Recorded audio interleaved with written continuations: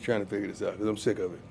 I'm sorry. I'm happy about the win, but I'm not happy in the fashion that we won it in. We're better than that. We really are better than that, and we got to start showing that. I expect to win, and I expect to win in a better fashion than that. I'm sick of these consistent holes that we're displaying and the penalties and the things that we're doing. We're so much better. I apologize for my anger today, but I don't accept mediocrity. Maybe you do. Maybe you can live with it. Maybe you sleep with it. Maybe you lie with it. Maybe you're comfortable with it, but I'm not. Let's go. Welcome into a new Buff Stampede Radio. Adam Munsterteiger, the publisher of BuffStampede.com, joined again by football analyst William Gardner to recap Colorado's trip down to Arizona State. William, I got to tell you, Buff Nation was out in full support on that road trip. It reminded me kind of the opening game in the airport, traveling out and traveling back. Just so much support from Colorado fans, and you couldn't go anywhere without overhearing conversations about Colorado-related topics. My daughter and I, she got to come along because my mother, her grandmother, lives down in Arizona. But folks are debating Shedeur Sanders on the shuttle going to the car rental place, and just a different vibe on the road now. There weren't as many people that travel out to Oregon. I think Eugene's a little bit harder to get to, and maybe that was a tougher, more expensive game to go to. But it's been cool to see the enthusiasm out there. Yeah, and let's be honest, probably people expected a better outcome at Arizona State too, so that might have something to do with it. But a lot closer, and it's exciting to hear that. I mean, you watch it on the game, and it looked like it was a lot of maroon stands, so they didn't really show. Well, I guess they did kind of. Now that I think about it, show quite a few CU fans there at the game. It's nice to know that some people are happy about the Buffs. You read the board, and it doesn't seem like it. So I don't know. It's good to hear that there's excitement out there, that people really are thrilled about what's going on. Yeah, no, there's a lot to talk about from this football game. Maybe we'll start before the game even kicked off and talk about the anonymous Pac-12 assistant coach quote that was out there, which was put out by The Athletic, which kind of surprised me, William. Sources are important in sports writing, but to see a quote like that where, and I'll read it real quick for the folks out there that haven't seen it yet. I'm sure most have. Quote, I think they want to rack up some stats for Shedeur. He really holds on to the ball a long time. I think he takes sacks because he doesn't want to affect his completion percentage. He's playing a little different than he did earlier in the season. So that was the quote that was out there by The Athletic, and a lot of people ran with it. Yeah. There's no question that at times Shedeur has held on to the ball too long because he's trying to make a play. But what a ridiculous thing to say that he's not. Well, he's taking 10-yard losses so that his completion percentage doesn't go down. Well, my gut reaction was to say something else, but first of all, it's just plain idiotic. I mean, anybody that says that doesn't know football. Secondly, you're a coward. Whoever you are, you're a coward. When I say something, here I am, right here. It comes out of my mouth. You see who says it. If you got to make an anonymous quote, then you should keep your mouth shut, or somebody ought to put a fist in it, quite frankly, because I'm sure it's off the Oregon staff. I'm sure it's that pussy Dan Lanning and his guys. And I don't know what their beef is, but they need to let it go. The bottom line is whether he holds the ball too long or takes sacks that he shouldn't is really comes down to his competitiveness and trying to make something happen.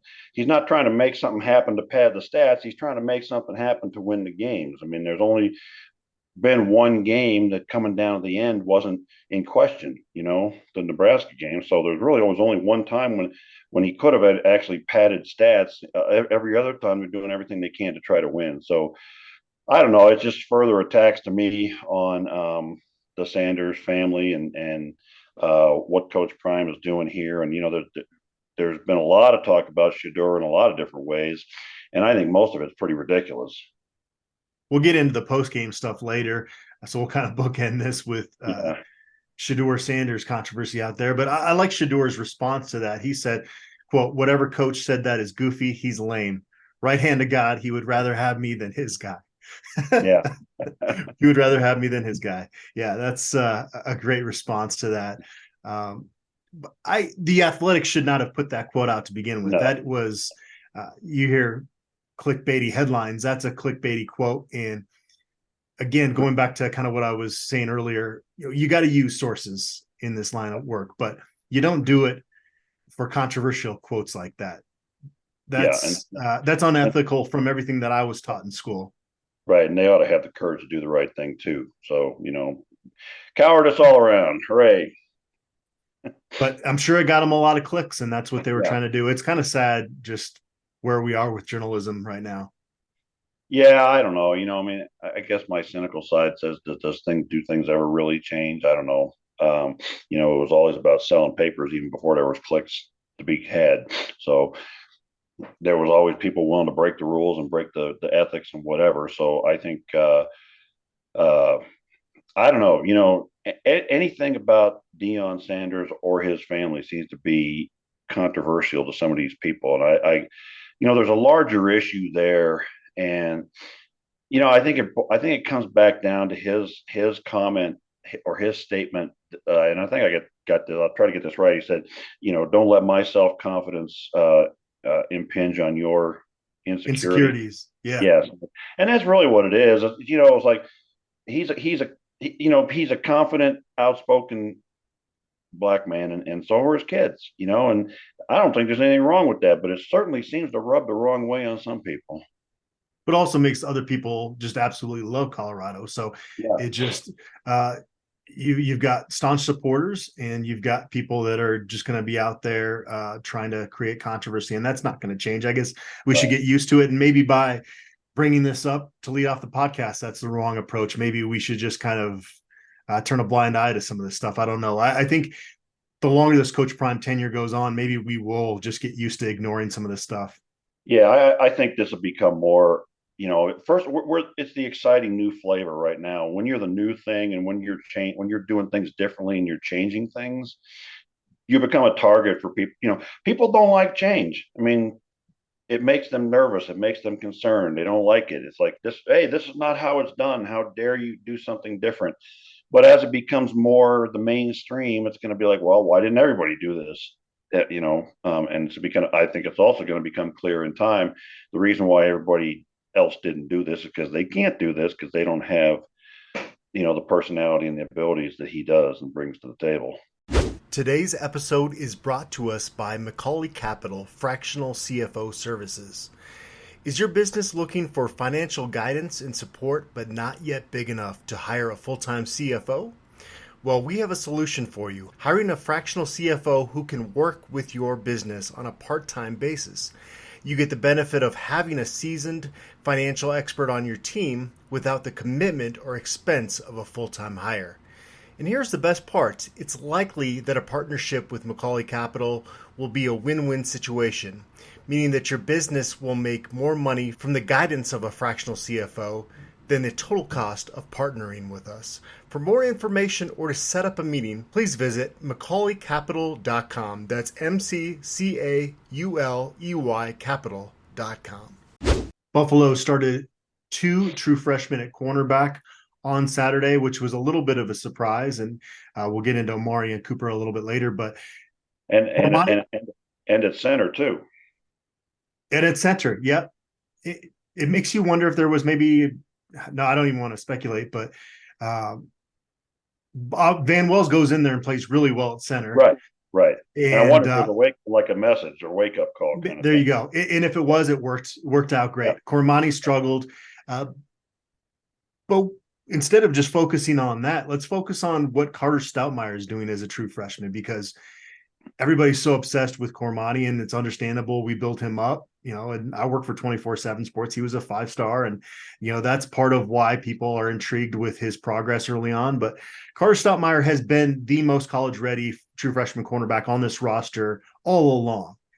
And the only reason that he wasn't out there the previous few weeks is because he was hurt. He played 20 snaps against Nebraska, played a lot against the Sun Devils on Saturday, and he was in coverage on the late touchdown, but other than that was really solid in coverage. And he's a guy that folks need to be talking more about. Yeah, and that'll come in time. All right, what's the obvious comparison?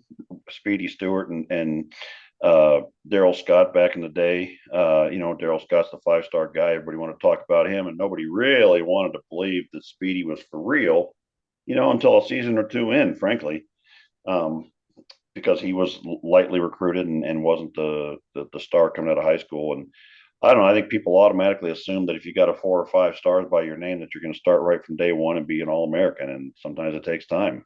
Doesn't mean there's anything wrong with Cormani by any means. He showed a week ago what he can do. Now he just got to get more consistent about it, which may have a lot to do why he hadn't played yet. The officials were letting the defensive backs get physical with the receivers. There was a lot, there a lot of those plays in the first half would have been PI calls in most games, but that really plays into Omarion Cooper's strengths because he's a physical cornerback. And so the fact that they were allowing them to get away with a little hand fighting, I thought, lended itself to him having a really, really good game. Yeah, and it's it's interesting. We're developing cornerbacks like crazy, and you wonder what who's going to do what when Travis Hunter comes back. But watching these guys develop, watching Omarion Cooper, kind of his game gets better a little bit each week.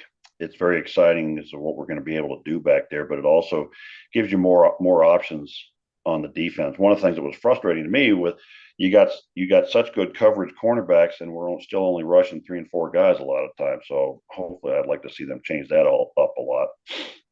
Yeah, Cameron Stillman Craig with a huge hit in the first quarter, breaking up a pass on 3rd down. What might have been the defensive highlight of the game, if I think back on that, because there were no turnovers, no takeaways from the defense. Yeah, there was some good pressure on the quarterback late. Yeah, I got to tell you, when you started to say the play of the game, I thought you were going to say the hit of the game. And for the second time in 5 weeks, the hit of the game goes to Bishop Thomas. Yes, on that kickoff coverage. Yeah, he got moving pretty good downfield, didn't he? Yeah, it's like the guy on the replay said, "Ever get hit by a Mack truck?" and I don't know if he got a penalty for it, but his celebration was kind of cool too. The second best celebration of the day, and we'll get to that in a little bit. Yeah. So one of the most hotly contested topics with Colorado fans right now is the running back rotation in just the situation there.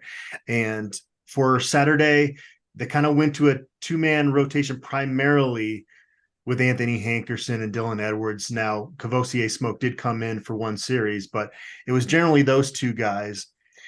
I think you have people that are intrigued with the upside of Alton McCaskill, and that's totally understandable. But my opinion is Anthony Hankerson is kind of the perfect back for what they need right now. Not only is he really good in pass protection, but they need kind of that steady Eddie type of running back that is going to get a couple yards. He has not broken a run, and he's probably not that type of back. But especially when you get Travis Hunter back, William, there's so many home run threats offensively that I don't think you necessarily need your lead back to be a guy that's breaking off 60-yard runs regularly. What you need him to do is consistently gain yards, and that's what he did on Saturday night in Tempe. That's what he did the prior week when he started to kind of establish himself as his team's top back. I like what he is for this offense. Now, I think going forward, you want to get Alton McCaskill back in fully because he's got the highest ceiling. But yeah, I give me Hankerson. Let me roll with him right now, and I have no issue with that. Well, I think a lot of people, I don't know, there are going to be a lot of people who are not going to like anybody who's from last year. And that's just the way it goes. And they're going to downplay them and the new guy coming in. And I know McCaskill had big stats at Houston. And so I guess it's natural to think that the newer guy is going to be the better guy. But Hankerson has really good vision and he has really good patience. And he breaks off a lot of runs that are in the 8 to 15 to 20 yard range. He's not going to be that home run guy. But he's a guy that moves the chains. If you need 1, he's going to get you 2. And if you need 8, he'll get you 9. And that's not exciting to people. It's exciting to me because I like that kind of football. But he's a guy that's patient and lets blocks develops and has good vision, and he gets through those holes. And And, being able to do that is the very first thing, not get hit in the backfield and lose yardage, So I like what he brings to the table. I think he's a good blocker, and he all around is a good player. And I think he's getting a raw deal from a lot of people who really don't understand what he brings to the table, which is a very much more complete game. Can you stop running Dylan Edwards between the tackles and still have him as valuable a piece? Is that part of kind of setting up some other plays? Because otherwise it doesn't make a whole lot of sense why they would keep trying that. I don't know why they're doing that. It doesn't work. He's not a guy who finds those holes inside instinctively the way Hankerson does. And he does much better, on the wheel routes and the swing passes and those quick pitches to the outside. Or he might be a guy that if you're going to run a little option to the outside would be the guy you want out there. But where you really want to use where his game is getting out in the field and making people miss and using his speed. Running him between the tackles is kind of silly and stupid to me. If you're going to, that's almost a wasted down. You might as well just put McCaskill or Smoke in there and give them a shot, I would think. But I don't know. There's lots of questions about coaching decisions, that we don't really know. We'll get to the offensive line and we'll talk about that. It's a little bit mystifying to me. But, I don't know what decisions are going in, what is going into those decisions. So I don't really know, how they got there. Dylan Edwards almost had a big play in the third quarter on a screenplay, and it was certainly not a perfect pass from Shedeur, but watching that from the press box, there was one guy to beat, and that guy was about 10 yards away. Give me Dylan Edwards in space one-on-one with one guy, and I think the chances were pretty good he could have housed that, but he had a couple drops in the game. Again, they weren't perfect passes thrown to him, but it was close to it being there for Edwards again on Saturday. Yeah, and then there's the one play where Arizona State brought two or three guys right up the middle, and Shedeur just backed up a couple steps and just pitched a little thing to Dylan Edwards, and he just using his speed outran the guy and got the first down. Yep. Down the sideline. I mean, that's really where you want him to be. I mean, so your options in that situation is have him pick up those blitzers, which is stupid because he weighs about a buck 05, or do what you did there, which is get him out behind them and let him do what he does. Shedeur took a hit on that, but it was, I don't know that it was necessarily a bad one, but it was a really good play for the offense. And sometimes that's what you got to do. If they want to blitz, you make them pay for it. Some issues covering the crossing routes defensively for Colorado again on Saturday. What is the key for a defense in terms of defending that? Well, it depends on what your philosophy is. I mean, if you're going to drop back in a cover two or something like that, where you're dropping everybody back and letting everything happen in front of you, then you're going to have to put that on your linebackers. I haven't watched it close enough. Seems like I'm always watching the defensive line for the pass rush, and I hadn't had a chance to go back and look at it. But it's not a hard thing to shut down, quite frankly. Walk your linebackers up, put a safety up there, move a nickel up, maybe go with a middle three zone instead of a deep zone or something of that nature. Or even just checking people at the line, putting them up and bump and run coverage so they can't just run free. What they were doing was, the crossing each other and sort of setting a pick in a sense, not the illegal kind, but confusing the defense because they cross each other. And it's not just crossing the field, it's crossing each other. Two receivers sort of making an X across the field that sort of confuses the defense, it seems like. But I felt like we adjusted to it pretty well in the second half and shut it down pretty good. There was some confusion late in the first half.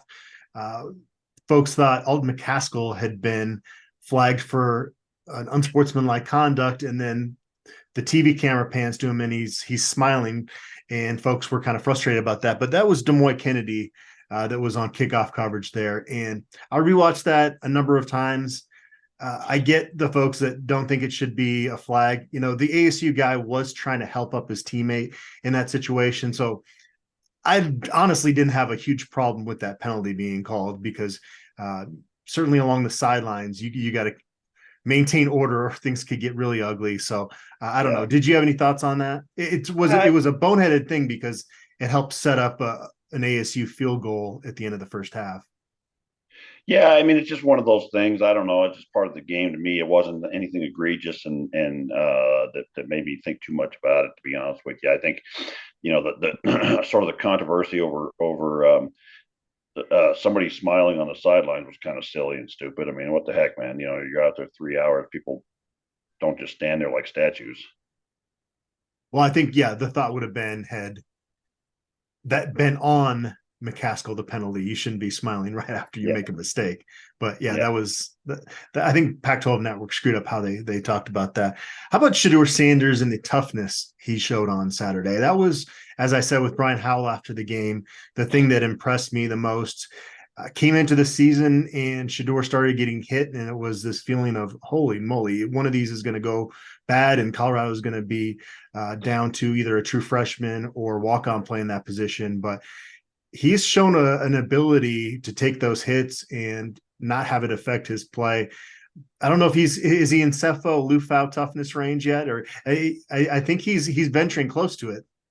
Well, it's a different situation because they're not really running him like a tailback off tackle like they did repeatedly with Cepho. And so, Cepho, the kind of hits he's taking are different because I think I'm not seeing that Shedeur is just standing there, standing tall in the pocket and some guy crushes him from behind, like on who did we have on a corner blitz that hit Caleb Williams on that one play? I mean, he wasn't taking hits like that, where, getting bowled over. A lot of times he sees it coming and he's able to kind of, go down himself before he gets hit. So I don't know that he's taking some of those, straight shots like he would be if he was running like a tailback between the tackles. But it's something that needs to get fixed and get taken care of, and we need to protect him a little bit. But he's definitely a very tough guy, and he's not letting it phase him or some people will let it get in their heads and let it affect their game, and he's not that guy. There have been definitely times this season that I've thought too much of the focus was on blaming the offensive line and not looking at the whole picture and saying, okay, well, on a lot of these plays, Shedeur is holding on to the ball too long, and he's doing that again, back to an earlier point, that he's trying to make a big play. So it's hard to blame folks in that situation or blame Shedeur in that situation. But Saturday was rough for the O-line because there were plays where, unlike some previous games where he'd have some time but take too long, I mean, there were plays where he didn't even really get to his first option before he was getting sacked or trying to get out of there. How did you feel about the O-line on Saturday? Well, I think defensive coordinators have seen what we have, over the first 4 games, and they're going to come after him now. They're going to send all kinds of crazy blitzes. I saw the one play that everybody saw where Jack Bailey got pushed back like a kid right into Shedeur's lap, and I've been saying he wasn't big enough for weeks now. I mean, I love the game he had against TCU, and since then he just hasn't been able to match that level, and he's not going to get any bigger. I don't know what to tell you. I think Reggie Young struggled at the right tackle spot significantly. And they were just, a lot of times they were sending a jailbreak. They were sending 6 guys against 5, or they were doing little delayed stunts or whatever. And to some extent, the line should be able to pick up some of that, but they're not going to pick up all of it. And, defensive coordinators are, kind of like sharks. They smell blood in the water and they watch the film and they're like, well, let's go after you attack the weakest part. You go after the weakest part of the herd. And that right now is it. And I would think they're going to do all kinds of things over Jack Bailey until they figure something out. What kind of surprises me, I don't know, I'm looking at the list of all the guys we got, and, it's like, so, obviously Tyler Brown got screwed by the NCAA. David Connor tore a pec. I think he's a high level talent, so he's not playing, but they brought in all these other guys, Kareem Harden, Jeremiah McCrimmon, Isaiah Jada, and Reggie Young so far, and Landon Baby, Jack Bailey. They're all busts. I mean, come on, man. Somebody got to be able to play the damn game up there. Whatever happened to Jack Wilty? He's the biggest of all of them. I can't see somebody pushing him back like he was a third grader. So I don't know. I'm not at the practices. I don't know, how O'Boyle is making his personnel decisions or what's going on there, but it's got to be frustrating for all parties involved. Those offensive line players themselves probably just as frustrated as anybody else. They all want to do well. They don't want to look like idiots. They don't want to be, the weak spot of the team or be a joke. So I don't know. Again, without mean, I could watch the film and tell you what I think, but without being there in practice, I don't know what the answer is, because I don't know why. Again, with the running backs, I don't know why they're playing who they're playing, where they're playing them. But I don't know. You go back and it's like, obviously you have to second guess how we went about finding our players for the offensive line. I think the defensive line is coming along really nicely and is really starting to develop. And some of those guys are really, Amari McLean is really starting to develop into a player. And what am I thinking of? Leonard Payne? Derek McClendon has Derek really, McClendon, okay. I wouldn't have thought this before the season, but putting a hand on the ground and playing Derek McClendon inside like that has really worked. I wouldn't have expected it to work as well as it has, and he's really become kind of a force in there. A lot of the defensive linemen have really worked out quite well, I think. Even saw Chaz Wallace in there a little bit, and he did some things. But I don't know. When every single guy at a position is not playing well, you got to look at the coach, man. I don't know what else to tell you. It's like most things in life. If it's like troubleshooting electronics. If everything points to one thing, it's probably that one thing. So I don't know whether that means Boyle's not getting the job done or what, but we're not getting better. And I don't know what the answer will be, or if there is an answer this year to make us better. So I guess what I'm really surprised by is that we don't see Wilty at all, given how much Bailey is struggling out there. Savion Washington was playing well until he got hurt. I think Jared Christian Lichtenhan has had a pretty good season overall. Van Wells, a little up and down, but he had a really good game on Saturday. I thought it's really been the guards and then lack of depth at tackle, right? But again, to your point, they're going to attack your weakest link. And so if you've got Reggie Young out there struggling at right tackle, that's a clear spot to attack. Yeah, you're going to go after that, and if you have a clear weak spot, you can overload that, and then you can then everybody's trying to correct for that and help him out, and then the whole thing just kind of, it's like, the whole chain just kind of comes apart at the seams, because now you're like, instead of I'm just doing my job, I got to make sure I got to help him out. I do think Hank Zelinskas has a bright future, but I mean, he's a true freshman right now. If you could just have him play 4 games this year and then be able to redshirt him, that would be nice. Well, there's people on the board that are talking silly stuff like that suggesting that he doesn't have a bright future, or that Wells isn't that good, or what have you. And I think they both Wells, I think, has proven he's a very high level player. I think Lichtenhan is still a very high level player. I still think that Washington is still a high level player. But when you have such weak spots at those guard positions, it makes everybody look bad. I don't know. It's like you cut out a piece of a rope and you don't have a rope, right? I don't know how to make it more clear, but they need to go out and find some of these guys. I think, it's clearly having Tyler Brown in at that left guard would have made a big difference. But we don't have him, so we got to figure it out. Yeah. Giovanni Antonio, the best story to come out of Saturday, other than Alejandro Mata's dancing, I guess. But hey, don't wreck it. Don't spoil the surprise. He had a touchdown catch and that long catch that set up the game-winning field goal. William, I mentioned this again to Brian after the game. Like, I'll be honest, when Omari and Miller came in there against USC, replacing Giovanni Antonio after he had struggled in that game, I didn't know if we'd see Giovanni Antonio out there. He goes to practice with the tight ends last week, and then comes out, and I mean, he was lined up as a receiver on pretty much most of those plays, if I remember right. Yeah.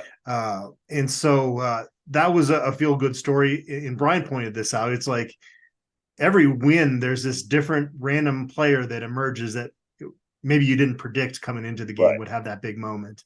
It was Dylan Edwards with the 4 touchdowns, Travaris Dawson with a couple scores, and obviously Omari and Miller the week before. And this was the Giovanni Antonio game. And there was the Mikey Harrison game as well. Right. Yeah. And I mentioned that in a post as well, saying, that we won the game. We found a new hero, and it's kind of exciting, all the various different weapons. And a lot of times in seasons past, if one guy wasn't living up to his ability one week, we're done, right? Well, man, 4 or 5 guys, look at how many, you got Travis Hunter out, and we got other guys struggling and not having, and there's always a guy who steps up and makes things happen, and we were all waiting for Antonio. We watched him all summer do those kinds of things, and here it finally happened in a game where we really needed it. Yeah. What was your confidence level at 50 seconds left in Shedeur Sanders' run out behind center? Well, we were tied, right? I mean, so I was like, my confidence was okay. I figured, well, if we go into overtime, we're going to win it. 50 seconds is a short darn time. It's like, I didn't really think we're going to, I would. Part of the problem is I didn't know what the mindset of Lewis is. Are we going to go for it? And now if Prime is calling the shots, I know Prime's saying go win the damn thing, right? But I don't know who's calling those shots at that point. So once we, I think if I'd have known that they were going to try and go for it, I'd have said pretty dang good odds. Anytime you're going to line up and let Shedeur do his thing, you got pretty good odds of making something happen. Can you make it happen in 50 seconds? I don't know. They sure did this time, and it was sure exciting. And I don't know. I mean, you don't have to be an All-American quarterback to find Javon Antonio that wide open, though. Yeah. And then we ran a little. I can't remember if it was a little screen pass or something down there. I think we got. Anthony Hankerson was about to score, and Jack Bailey took him out. It's like, oops, come on, man. Be physical with the other team, dude.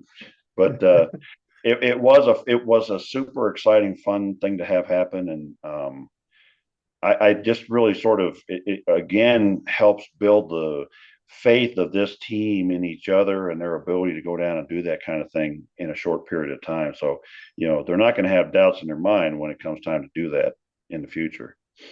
Yeah, Shedeur said they left too much time on the clock, had to go in Brady mode / legendary mode. And we had a podcast titled after the CSU game, The Legend of Shedeur Sanders Grows, and it continues to grow. What was your confidence level that Alejandro Mata was going to make that 42-yarder? Because, he was known coming in as a guy that didn't have the strong leg, but a lot of accuracy 40 yards and in. So this was kind of on the cusp for him in terms of what we had seen in the past. What were your feelings going into that? Well, okay, it's kind of a trick question because he'd made one before from roughly the same length, and then then they called that timeout and he got to kick it. And he made that one. And I was like, he's good. We got this. Yeah. I mean, that was sort of a cheat though, because you got to see, he's got his head in it. But, you go back and I'm going to blow your mind because I'm going to say wonderful things about a kicker. I love the kid. And I probably love him because I'm a contrary son of a bitch. And the board just hashed on that guy, and just pounded him into the ground. He sucks while you're bringing him in. He can't kick. We got to get all the way down to the 5-yard line before we can kick a field goal and blah, blah, blah. And, Coach Prime said, Mata don't miss. And he was right. And there was a reason why he brought him in. Now, if you want to see me get back to my more regular Maximus kicker outlook, let's talk kickoffs. Are we happy with that? I was wondering what the heck is good. You got one. I don't know, and I don't want to be harsh to that kid. He looks like a frat boy, but you got one thing to do, man. Kick the ball straight down the field, straight. And my wife even said, "Why does he keep kicking it out of bounds?" I said, "I don't think he's trying to." Yeah, that's been rough. It's made Coach Prime a grumpy man at times. And where did this guy come from? What happened to the other guy?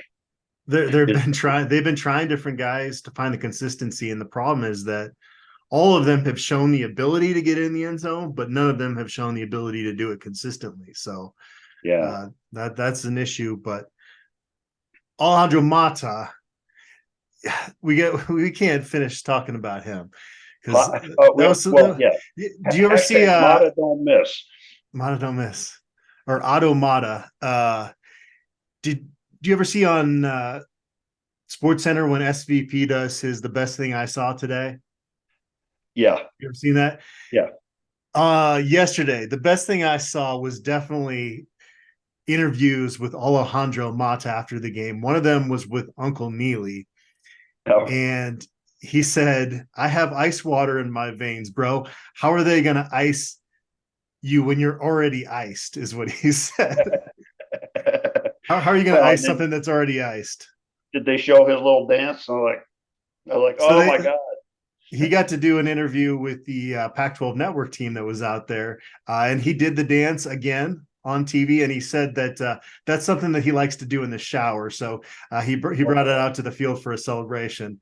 So that was great. How many head coaches in the country would tell their kicker to go back out there and celebrate? Well, he almost forced, it looked like he almost had to force him.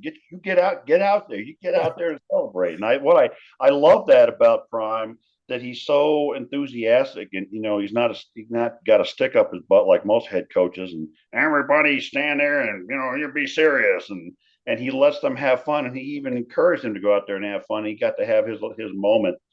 And I'm sure Prime heard a lot of the criticism over the summer when he brought him in. So I'm sure, he's a guy that keeps his receipts, and I'm sure he remembered that stuff, and that was part of that too. But it was fun, and it was exciting, and it was just good to see that.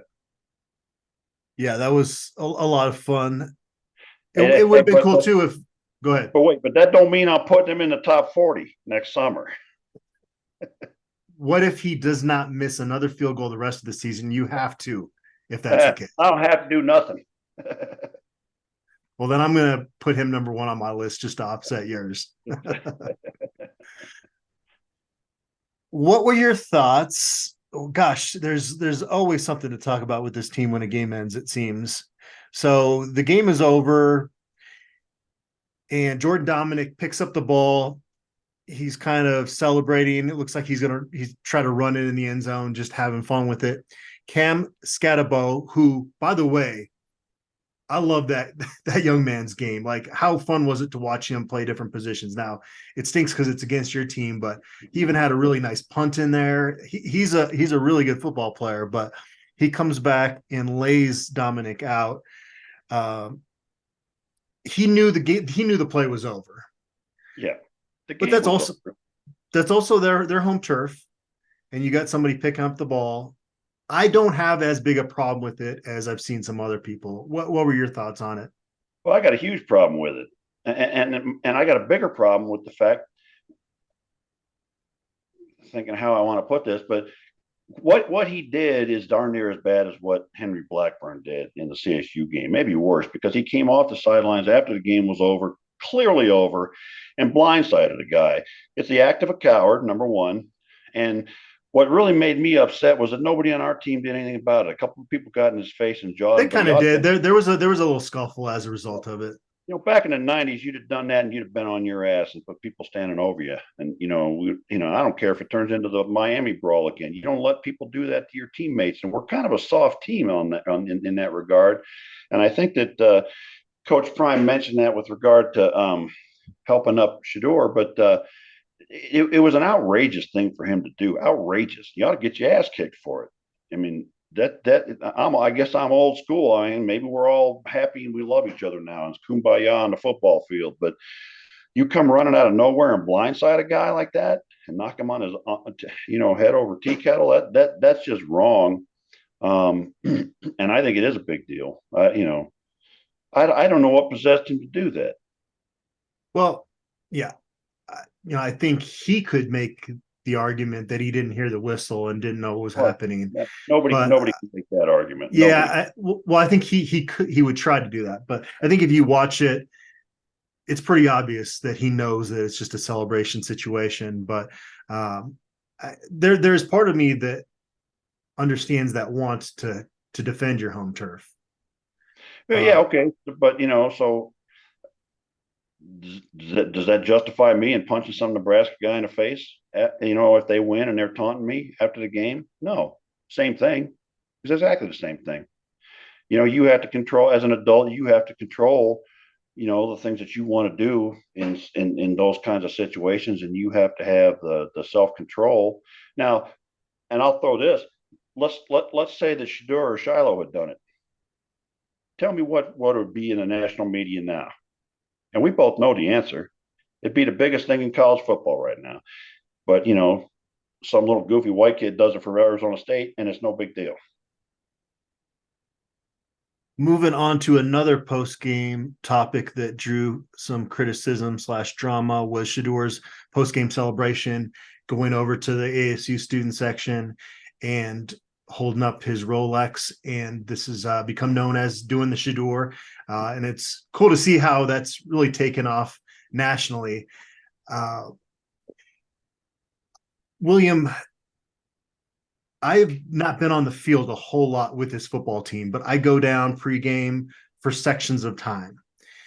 Some of the things that I've heard on the road, more so at TCU and Arizona State, that are directed at these guys, like it's some really vulgar, nasty, sometimes racist stuff that is despicable. Now it's the vocal minority within that crowd. I don't think most of the folks are being disrespectful, but people that are criticizing what Shador did, I bet if they were down on the field on the sideline the whole game and heard some of that stuff, they would not have as big an issue with it. And in fact, maybe even applaud Shador for having a smile on his face when he's doing that.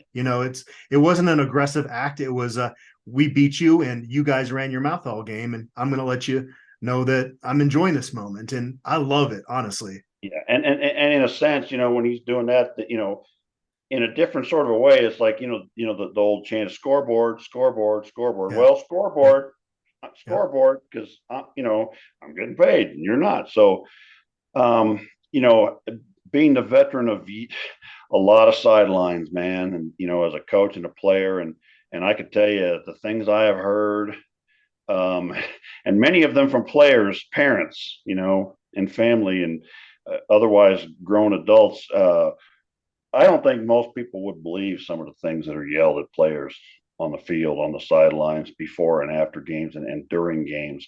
And how does that even happen? Because if I'm at a game and somebody's running their mouth like that next to me, it's going to be a hard time, just letting them continue to do that. You would think. I mean, my best friend, he was from Ann Arbor and he's a big Michigan fan. So we went out to the Rose Bowl one year, and Michigan was playing Texas in the Rose Bowl at, mid 2000s, I guess. And there was this Michigan fan just running his mouth and being an ass and just cussing and just being a jerk. And, after about halfway through the second quarter, all the other Michigan fans just turned to him and said, "Shut up or get out." And he shut up, and so people took it, policed themselves, but it's kind of nuts, the things that get heard down there and said and whatever. And I don't know, it's like, as a guy, I was in the student section at CU the day that Brian Bosworth was given the middle finger, came over to the student section. I mean, literally right down below us, right there at the goal line in that south end, and was given the business to the whole student section. And he knew he was doing it to rile things up and kind of incite a riot and whatever, so when I look at Shador and he's holding his watch up, that's kind of tame. I don't know, I don't know how it happened the first time. I don't know, was that Nebraska, I guess, or I don't know whether that was just something. It was pregame Nebraska game when they supposedly tried to pray. I don't buy that. Yeah. It didn't look like that's what they were going to do. Right. And Shador held up his watch to a Nebraska player, and that's what started it. Yeah. And I think it's a sort of a tribute to his sense of humor that he's making fun of it now. I mean, if you don't realize that he's making fun of that at this point, you're kind of slow. I mean, he's making fun of that whole controversy, and also poking fun at those students that were chanting overrated and over all that sort of stuff. So, and they're all chanting overrated, and he's like, "Now I got this, so maybe I'm not." Coach Prime said, "Wonderful win, played like hot garbage, and I'm trying to figure this out. Sick of it. I really am. I'm sick of us coming out here and putting forth the effort we put forth in the first half." I've been asked on the radio quite a few times during interviews, what does Colorado need to do to fix their slow starts? And I say, well, if I knew the answer to that, I would be getting paid a lot more money. And if Colorado's staff knew the answer to that, they would have fixed it already. I don't know how you fix that. Colorado is a second half, fourth quarter team right now. Now, you want to reach your goals going forward, you got to fix that. Is there anything you've ever done or seen coaches do when this is an issue? Is there anything that can be done other than just continue to go through the process and hoping it breaks through one of these weeks? Well, I think, one of the things we hear from that Lewis doesn't script his initial set of plays, and that's maybe one answer is, you script out your first 14 plays or whatever, and then you practice them, and then you just go out and run those. But I don't think it's a problem of motivation. I mean, Prime seems to be a very excellent motivator, so I don't think that they're coming out flat. It just seems they don't execute the way they do when it's a crisis. I don't know. It's again, I get back to the mental game that's part of football, and when it becomes win or get this done or we lose, then they can buckle down and bear down and make things happen. And I don't know, maybe it's I haven't analyzed. Maybe the play calling is different in the first quarter. I don't know. Maybe the offensive and defensive coordinators are more conservative than they are when the game's on the line. So I haven't really analyzed it that closely to tell you what's different. That's observably different between the beginning and the end. But I don't know the answer either. If Prime doesn't know the answer, then I certainly don't know the answer. Yeah, I mean, you'd rather have a team that starts out slow and is clutch down the stretch than vice versa. But yeah, obviously, the thought is, okay, if they continue to warm up as the game goes on, if they're just not quite so awful at the beginning, when you start playing some of these teams coming up, Oregon State and Utah, on the road at Washington State, those are just games you're not going to be able to build a big deficit. And Arizona State and Colorado State are not great football teams, and that's why you're able to offset that and come back. And that's certainly going to be the concern going into the bye week. We'll see. This Friday is going to be interesting, William, because Stanford's coming off a bye, and the Buffaloes have a shorter week with one less day to prepare. This part of the season, is there an edge to be gained for Stanford as a result of that? Yeah, I think so. I mean, I think everybody's looking look at us looking to get to the bye and get some people back. Ours is a little later in the season, so you get more healing time. But that bye week is sort of it's a recharge week. You don't go quite as hard in the off week, but you also fine tune some things and you work more guys in to reps who maybe didn't get as many reps, and see if you can't develop your depth and work on things that were problems.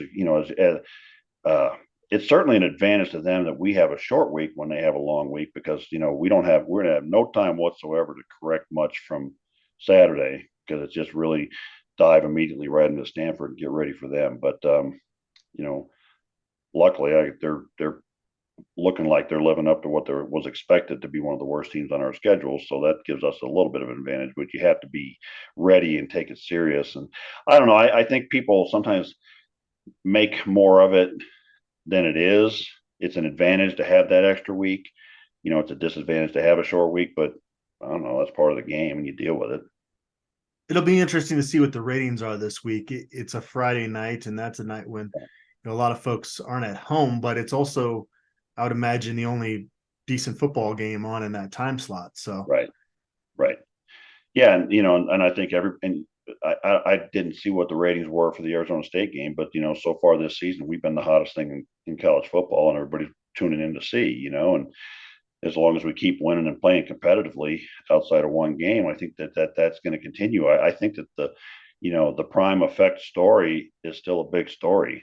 It's certainly it's lost that sort of monumental tidal wave sort of aspect to it, and it's kind of come back down to reality a little more, but it's still a huge and exciting story, and I don't know. That's what I'm on the board. I'm kind of like, man, so much angst and anger and so many things wrong, and we're a 4-2 team coming off of really an argument can be made. It was an 0-12 season because we got damn lucky to win that one, and they weren't even competitive games. And now to be 4-2, I don't know. I just think people should enjoy it more. Do you want me to let you in on a secret? What's that? People love to complain. Yeah, well, yeah. Hey, I was in the Navy and the Marine Corps, man. I know complaining. It's not even, it doesn't matter what your social status is, Right. where you live. Everybody bitches and complains about everything. And as I get older, I'm fighting so hard to become that person. I don't want to be that person that is just old and grumpy all the time. And it actually kind of rubs me the wrong way now. If somebody starts to complain, I just kind of shut them out sometimes. Now, don't get me wrong, there's valid things to complain about. Mm-hmm. But I would say the vast majority of things people complain about, they probably should just move on and reframe their life a little bit. Well, my grandpa always used to say, if you gave every person in America $500, most of the sons of bitches would complain that it wasn't 1,000. Yeah. Yep. It's true. Well, hopefully there's less to complain about for Colorado fans after Friday night's game, because it sure would be nice to go into the bye week covering a 5-2 team and be looking at the second half of that schedule, trying to figure out when bowl eligibility is coming. Right. And, one thing we didn't mention, it just sort of occurred to me is I love those shiny black helmets with the chrome gold face mask. That was sharp. That was really cool. It kind of like I said to the wife, it kind of looked like a Porsche or a Ferrari or something. So, yeah. I have a feeling, though, they're probably going to want to upgrade their uniforms a little bit just to give it a little fresher look. The helmets were awesome, though, on Saturday. Yeah, that was fantastic, and that was a lot of fun. But yeah, and you look at the season, and there's a lot of teams that we could lose to, but there isn't any team that looks to me like an automatic loss. Every one of these teams has some issues and some flaws, and we seem to be getting better as each week goes along. And I think that there are solutions for some of the things that we are doing. One thing I don't really quite understand is that the running game works pretty well when they use it. So use it more.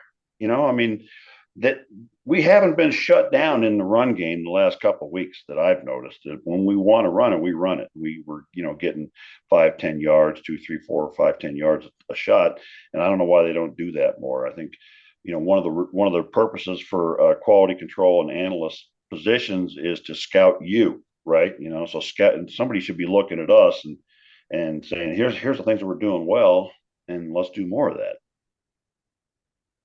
Yeah, a steady dose of Hankerson against Stanford would seem to be a decent recipe going into this game. Well, give Shedeur a little bit of a rest, and then maybe not so much pressure on him or whatever, and just do something a little different. Who's going to be the breakout star on offense this week? Maybe like a Bishop Thomas fullback touchdown run. I noticed they are using him and I want to say Shane Cokes on that unbalanced line on the goal line, which is a lot of fun. There was that one jet reverse to Xavier Weaver. Yep. And those guys blasted open a hole on that side, which is a lot of fun. So maybe this is the week that Bishop gets his touchdown. I would love to call it the Bishop Thomas game. That would be a lot of fun. Yeah. Hey, coaches, give Bishop the ball. Give the big man the rock. That would be a lot of fun. Awesome, William. Yeah. Well, I appreciate you as always for joining me. And as always, thanks everybody out there for tuning in.